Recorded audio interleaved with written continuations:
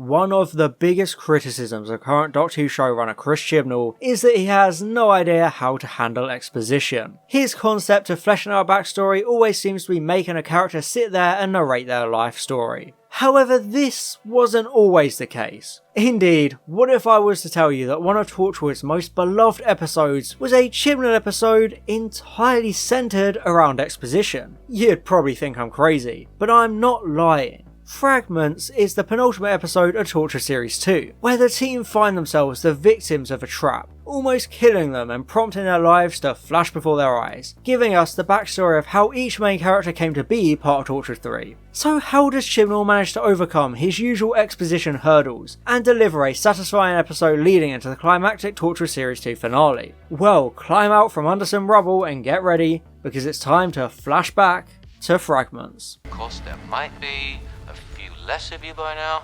Don't know if you like my little gift. To begin, the cold open of Fragments is masterfully done. Over the course of 2 series, we've become very accustomed to Torchwood's way of operating. They get alerted to rift activity or aliens, and they investigate, get into scraps. In a way, the generic opening is the perfect way to go, since this whole mission is a setup by Captain John to try and eliminate them. What better way to take Torchwood down than to make them walk into the trap willingly? I adore the feeling of dread when they all discover the bombs right next to them, with no time to run away. You really get the sense that these characters have just been wiped out in the blink of an eye, which captivates you as a viewer, so you find yourself needing to see what happens next. The best thing a cold open can possibly do. However, a clever way Chibnall sets up this narrative is leaving Gwen out of the majority of it. I mean, she doesn't really need an origin story anyway, because we watch that unfold and everything changes. Indeed, she overslept, so wasn't there with the others when the bombs went off, so it allows for an easy way to save the team without them dying or for them to survive in some convoluted, convenient way. At its very core, Fragments is an exposition episode. You can dress it up however you want, but the entire episode is built around flashbacks to almost recap the team's origin stories. Usually an episode like this would be annoying, catching you up on events you already know about, but I think Fragments does it exceptionally, giving important, unseen backstory for every character before it then goes on to break your heart in the finale. The first of these flashbacks is Captain Jack throughout his history as a Torchwood operative, beginning in Victorian Cardiff not long after his first resurrection and parting of the ways. This is the ideal place to begin his story, because in Utopia we found out his vortex manipulator stranded him there, so we therefore now get to see his life leading up to the present day. Indeed, he draws the attention of the alien hunting organisation, who torture him looking for the Doctor. I love the fact that they keep to the continuity of Torchwood being set up partly to stop the Doctor after the events of Tooth and Claw. It's something that got kind of lost over the course of the Institute's presence in Doctor Who media, but this scene takes place when the organisation was still very fresh. So I think it's a great touch that they still want to find and neutralise the Time Lord. It's also a good decision to reveal that Jack didn't choose to join Torchwood. It was more like he was enlisted against his will. After all, for a character that worships the Doctor, it seems unlikely that Jack would willingly sign up with a group whose entire purpose is to kill them. We know from Sound of Drums that Jack tried to rebuild them in the Doctor's image, but there was still a potential plot hole of him agreeing to join such a morally bankrupt institute in the first place, so I'm glad this fixes that, especially as Alice coldly executes a blowfish, further cementing that older Torchwood aggressiveness and reminding you just how far Jack has brought the organisation since he took charge. After having initially refused to keep doing Torchwood assignments, Jack comes across a little girl from Dead Man Walking, who reveals it will have to wait 100 years to meet the Doctor again in Utopia. It's a wonderful way to incorporate this mysterious fortune teller from a previous episode, almost imprisoning Jack with the knowledge of his destiny. And sure, he's immortal and can live that long, but 100 years is a long time even if you can't age or die, so he really doesn't have much choice but to join Torchwood to pass the time. I adore the ensuing montage, showing his personnel file changing throughout the years. The music lends a certain intensity to it, communicating just how long he's been with Torchwood. It does all this purely through changes in technology, which is a great subtle way of showing the passage of time. However, we then catch up to 1999 as the century is about to turn for the second time and the 8th Doctor is just about to stop the Master. Oh, and also Jack is about to be freed from his binding prophecy. What follows is one of my favourite moments in televised Torchwood, as Jack returns from a mission to find all his colleagues dead on the floor, murdered by their leader Alex. It's a truly disturbing revelation of how Jack became leader. We've seen this character's protectiveness of his team and his hollowness at having everyone around him die, but this moment really drives both of those home. All these teammates, these friends, were wiped out by one of their own, and Jack was left to pick up the pieces and rebuild Torchwood 3 all by himself. It explains a lot about his nature as a leader, along with twisting the reassuring words from every Torchwood opening, turning them into a chilling warning for the future. 21st century, Jack. Everything's gonna change. And we're not ready. The 21st century is when everything changes. And you've got to be ready.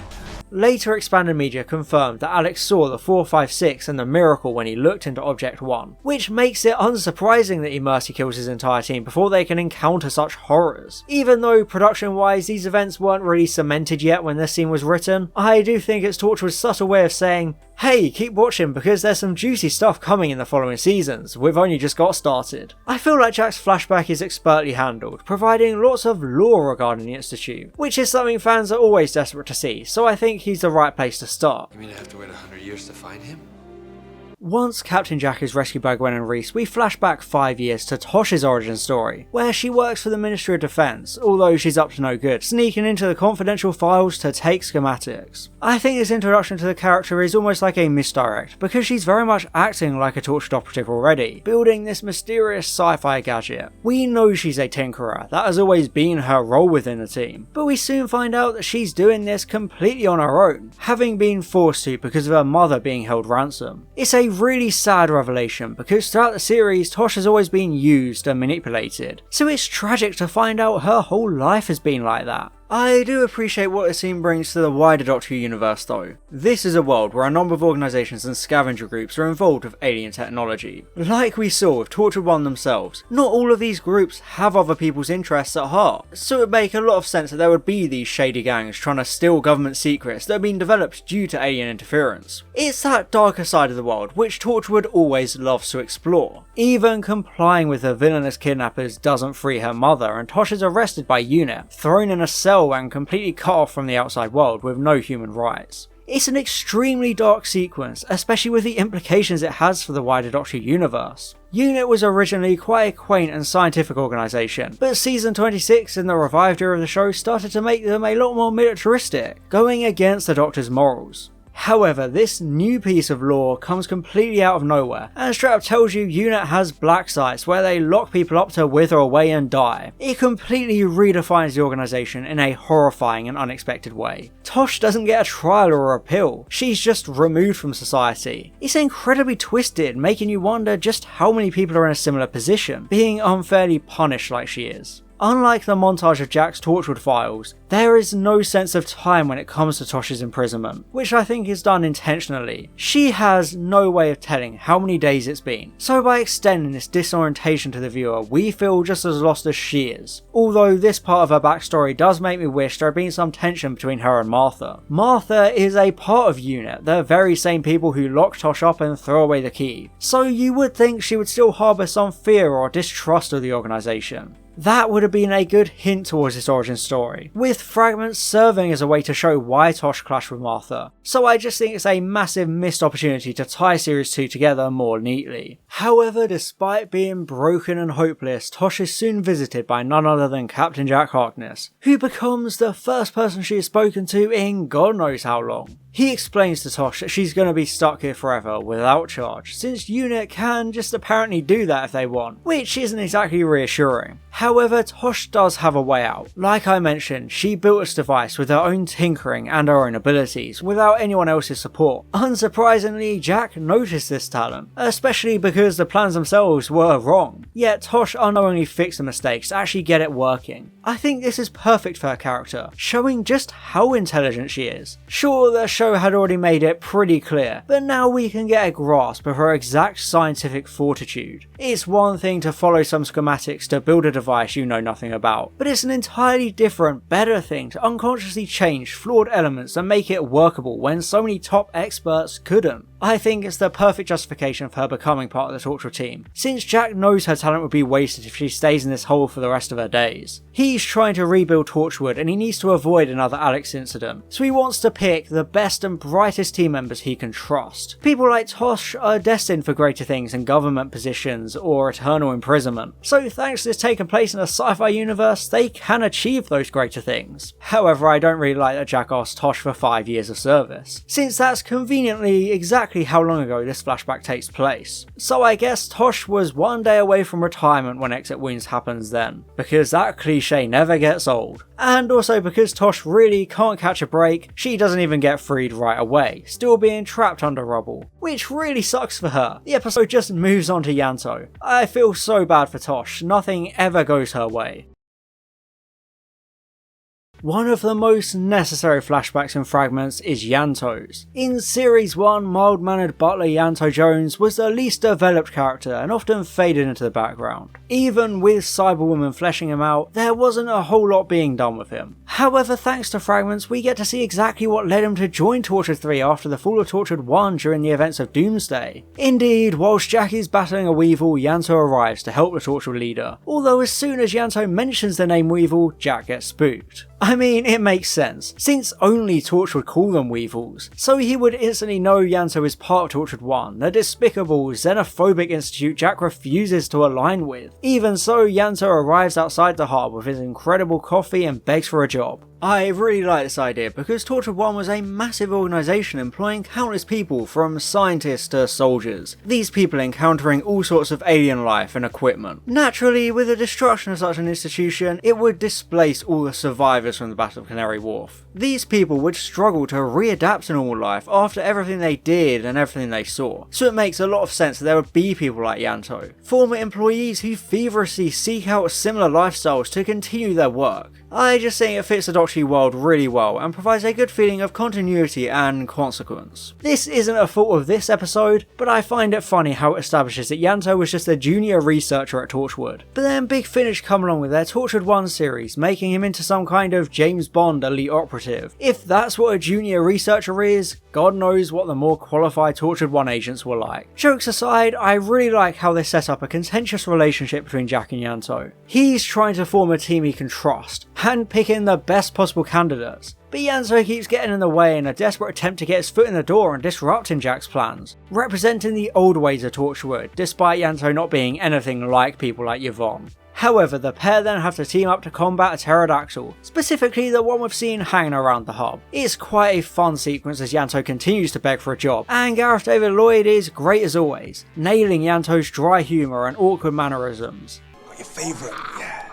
And this pterodactyl hunt proves to be the weirdest job interview of all time, as Yanto is eventually granted his wish of becoming part of Torchwood 3 now that he's proved his worth to Jack. I think it's a good, brief journey, making Jack confront his prejudice regarding the old Torchwood, since Yanto isn't malevolent and clearly wants to do the right thing, simply determined to help serve the greater good, which adds a new dimension to him as a person. It's the shortest flashback of the 4, but I think it's still quite effective, doing a good job fleshing the character's origins out, along with establishing that romantic relationship with Jack. By the way, love the coat. Last but not least is Dr. Owen Harper, who is facing the most danger of them all, since he can't heal any damage he sustains, on account of the whole being resurrected from the dead thing. Owen has always been a very cynical and bitter character, even though these traits were toned down somewhat in Series 2, so getting an opportunity at seeing how this personality was formed is a wonderful benefit of Fragments. Sure, Adam had established that his mother had kicked him out as soon as he was old enough, partly explaining his outlook on the world, but you would think there was more to it, which thankfully there is.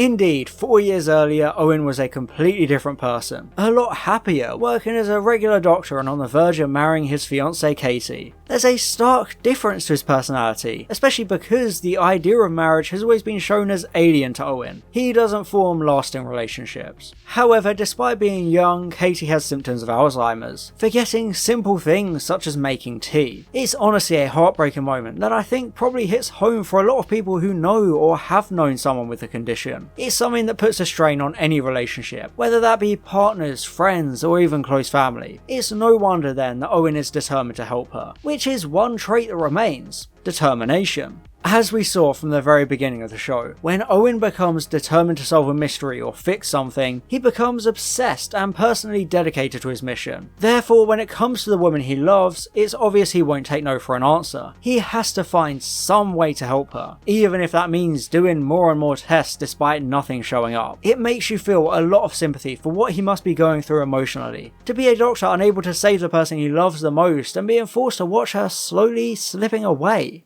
So please, what's the point of me doing this job if I can't help my own fiancée? It turns out Owen was right to demand another scan, since there's a physical tumour on Katie's brain, which wasn't there before. In a weird way, it's hope for the pair, because there's finally something to work with. It's not just an unexplainable deterioration of her memory, so it's a light in the darkness that they can now operate on her to try and prevent this all. However, things soon get drastically worse as Captain Jack appears out of the blue. Now, as a viewer, we immediately know the sight of Jack is bad news, because, well, this is Torchwood. And indeed, all the surgeons are dead and Katie has a weird alien squid thing in her brain. In this single moment, you see Owen just shatter. His entire world has come crumbling down. Not only has his fiancée just died, but so have his co-workers, his friends. There's nothing he can do for any of them. He is helpless and you really feel bad for him. To have gone through everything he did and then suddenly get a ray of hope which is just as quickly extinguished, it's truly awful. Things get even worse as he comes face to face with a Torchwood cover-up, being treated like a psychiatric patient and Jim's death being falsified into being a car crash. Even the security cameras have been altered, furthering Owen's helplessness and grief. I think it's a window into the reality of how Torchwood operates. Since we've always seen it from their perspective, the cover-ups just became a matter of fact. Dude gets killed by a weevil, fake the work rota, dump him in a river, remove all traces of exactly how he died. But what we don't think about is how things like that would affect family and friends, especially people who know there's something not adding up. I think putting Owen in this position is a simple yet masterful decision that opens up a new perspective and dimension of this organisation we've become so used to. And I don't know what's happening anymore. Maybe this is what a mental breakdown feels like. Owen is quickly justified, however, as he comes across Jack once again when he's mourning Katie. He's rightfully angry, blaming Jack for her death because he was there and then covered it all up. Much like Yanto's flashback with his relationship with Jack, this shows that Owen and Jack's relationship has always been a certain way. Owen first met Jack in this traumatic moment in his life, and the second time he meets him, his grief and anger consumes him, leading him to assault Jack, which is something that continues even when Owen becomes a Torchwood member, always having arguments with him and even shooting him in the face. Also, similarly to Tosh, I like that Jack recognises Owen's talent, suggesting he join Torchwood. Every team like this needs a medic, and Jack has found this immensely talented and determined man who now has nothing to lose. This isn't just some random second-hand victim of an alien attack. Owen didn't give up trying to find Jack, and that kind of persistence should be rewarded, so I think Owen's backstory is a good justification for his role within Torchwood. It also gives us a window into his guilt as a doctor. Like pretty much every medical professional, he went into the profession to save people, but he soon found out it doesn't matter how many lives you save, it'll never feel like enough because you will always regret not being able to save everyone. It's a genuine concern for a lot of people in this field, since you end up responsible for so many people's lives, so understandably that would weigh heavily on a person. Thanks to his rough upbringing and relationship with his mother, Owen always considered himself a failure, but the implication is that he became a doctor to give his own life a purpose by saving others. However, due to things like Katie's death, he still feels like he doesn't have a purpose, which means Torchwood is the perfect opportunity for him to make himself feel useful and have a real effect on the world around him. I thought if I could save one life, mine would be worthwhile. It's interesting how this line mirrors the one from the end of Adam, highlighting his own deep and self-conscious fears regarding mortality and his own sense of purpose as an individual. It's never enough. will save me. After all, who torches the Torchwood? However, Gwen pulls Owen free just seconds before a glass pane can give him yet another unhealable wound. With how close they were to the bombs, it could feel cheap that they all managed to make it out alive and relatively unscathed. Well, apart from Tosh's broken arm. The ending though more than makes up for this survival, since they find the SUV gone and Captain John Hart taking credit for the trap. It's a fantastic twist, tying everything back to the beginning of the series, where he manipulated and threatened them all, trying to kill them for money. Even though they saved him at the end of Kiss Kiss Bang Bang, it's perfectly in line with his character writing, and he would come back to haunt them again, since he is just a black-hearted villain with no regard for the lives of anyone else, not even his beloved Captain Jack. However, this time he truly means business, having found and captured Jack's brother Gray, whose disappearance has been a focal point of this series. It's a really good way to turn John into a finale-worthy threat, since Jack has been desperate to find Gray for centuries at this point. It's his biggest regret and most painful guilt. First, John almost succeeded in wiping out Jack's teammates, and now he's threatening to kill Gray too, all for petty, personal revenge against Jack for not spending time with him. It's truly chilling that this is John's sole motivation. He doesn't care about conquering the world, he just wants to hurt Jack out of spite, which I think makes him a bigger and more dangerous threat than Abaddon ever was. So it's the perfect cliffhanger to lead into Exit Wounds, setting the stage in the best way possible. Ooh, deja vu. For an episode entirely about flashbacks and exposition, Fragments is a truly brilliant and genius story for Torchwood. It delves deep into the origins of every member of the team, giving them all the same kind of introduction Gwen had all the way back in Everything Changes, a much appreciated window into how all these characters came to be part of this alien hunting organisation. All of their origins tie into their character traits, all being reasons Jack hired them as he tried to rebuild a previously evil organisation. The pacing of the episode is great, since the segments are divided among the four characters, so the time just flies by without you noticing. There's some great moments of directing and editing, and all the flashback locations give the episode a very sprawling feeling. So there's a nice scope to it all, and you actually kind of forget this is an exposition storyline. All in all, I would give Fragments an A on the Series 2 tier list. There are a couple of minor things it could have improved on, but on the whole, it's a really satisfying lead into the finale, introducing some important plot points like Victorian Torchwood, and creating a lot of sympathy for Owen and Tosh as individuals before they're killed off. I would be hesitant to call this the first part of the finale, but it does have a great cliffhanger setting up that climax with the reintroduction of Captain John. Chibnall often struggles with ham-fisted exposition, usually telling rather than showing, but Fragments is the perfect example of him actually just showing for once, and it benefits greatly as a result. And then, just the next episode, he'll break your heart. And I'd like to thank my Platinum level patron Fallon Cortez, and all my Gold level patrons Alex Marston, Calvin, Daniel Shilato, Franz Horn aka Line Vortex, George, Herna Verzog, James Alea Waterhouse, John, and Stefan Never Miller. Thank you so much for your support.